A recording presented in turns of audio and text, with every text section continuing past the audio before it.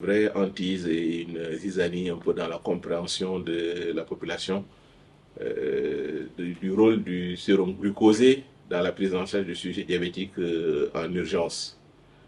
La question de façon triviale posée, c'est est-ce que le sérum glucosé, perfusion diabétique, ça tue?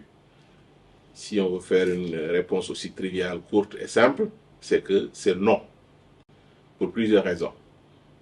La première, c'est que le diabétique qui est en acidocétose ou qui a un coma diabétique, c'est qu'il a déjà 3 grammes, 4 grammes, 5 grammes ou plus. Ce n'est pas le sérum glucosé qu'on lui perfuse qui va amener un niveau de sucre qui va être mortel.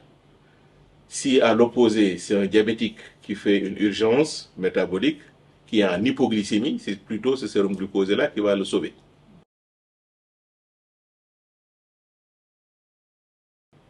On a une hypoglycémie parce que le coma chez le diabétique, il peut faire un coma lié à autre chose. Et comme coma métabolique, il y a le coma hypoglycémique. C'est ça la première urgence. D'ailleurs, quand un patient diabétique vient avec des troubles de la conscience, à la maison ou en situation d'urgence ou dans la rue, on sait même qu'il est diabétique. Mais il tombe, il est il a des troubles de la conscience. La première chose qu'il faut faire, c'est lui donner du sucre. S'il est diabétique, ce n'est pas le sucre qu'on lui a donné qui va aggraver son cas. Il va juste ne pas se réveiller.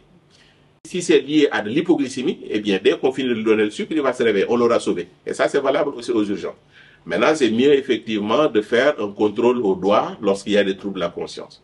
Donc, l'hypoglycémie, perfuser du sucre, amener du sucre, c'est obligatoire, même si c'est un diabétique. Et quand il s'agit du coma diabétique, peut-être initialement, on n'a pas besoin de sucre, mais après 1 heure, 2 heures de réanimation, quand on a mis de l'insuline, il faut absolument amener du sérum glucosé pour que le glucose ne continue pas à descendre ou à disparaître, parce que sinon le patient va se retrouver en hypoglycémie et de toute façon conserver une certaine cétogénèse.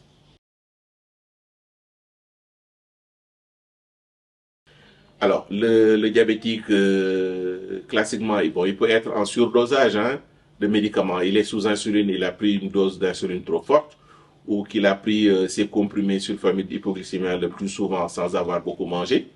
Donc, il a pris ses médicaments sans manger, ou il a pris une dose beaucoup trop forte, ou il a peut-être fait de l'exercice physique, il a beaucoup marché, contrairement par rapport à ce qu'il a mangé, et ce n'était pas suffisant, et donc il peut faire une hypoglycémie.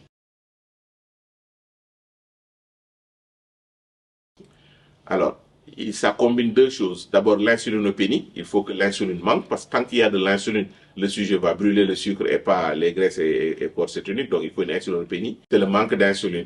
Oui, l'insulinopénie, ça veut dire que oui, ça manque de façon assez importante. Parce que tant qu'il y en a une faible quantité, eh bien, il n'a pas besoin de faire des corps cétoniques. En fait, c'est comme par analogie, on considère que le combustible principal de l'organisme, c'est le sucre. Si c'est dans la cuisine ou à la maison, le combustible principal,